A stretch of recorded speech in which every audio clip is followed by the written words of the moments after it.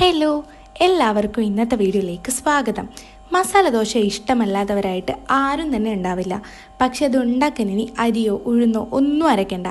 സിമ്പിളായി 10 മിനിറ്റിൽ തന്നെ തയ്യാറാക്കാം, അതും ഒരു സ്പെഷ്യൽ രീതിയിൽ.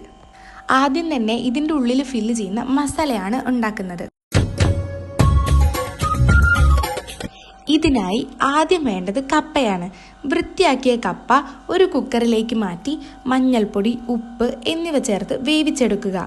ഇനി വേറെ ഒരു പാത്രം വെച്ച് അതിലേക്ക് വെളിച്ചെണ്ണ ഒഴിച്ച് ശേഷം കടുക് പൊട്ടിച്ചെടുക്കാം. കൂടെ വറ്റൽമുളകും 1 സ്പൂൺ ഉഴുന്നും കൂടെ ചേർത്ത് വഴറ്റാം.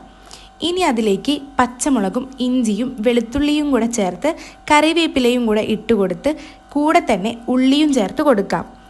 ഇതിലേക്ക് ഉപ്പ്, മഞ്ഞൾപ്പൊടി ഇവയെല്ലാം ചേർക്കാൻ മറക്കരുത്. ഇതെല്ലാം നന്നായി വഴണ്ട് വരുമ്പോൾ വേവിച്ച കപ്പയിലേക്ക് ചേർത്ത് കൊടുക്കാം.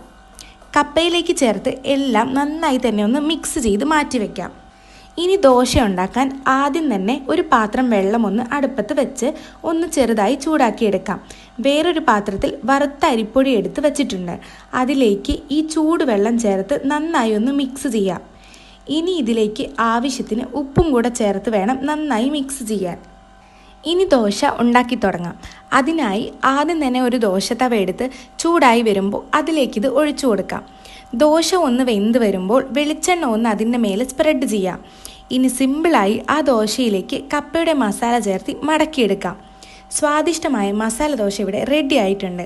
ഈ സിമ്പിൾ റെസിപ്പി മറക്കാതെ എല്ലാവരും ട്രൈ ചെയ്ത് നിങ്ങളുടെ അഭിപ്രായം കമൻ്റായി പറയാൻ കൂടെ മറക്കരുത്.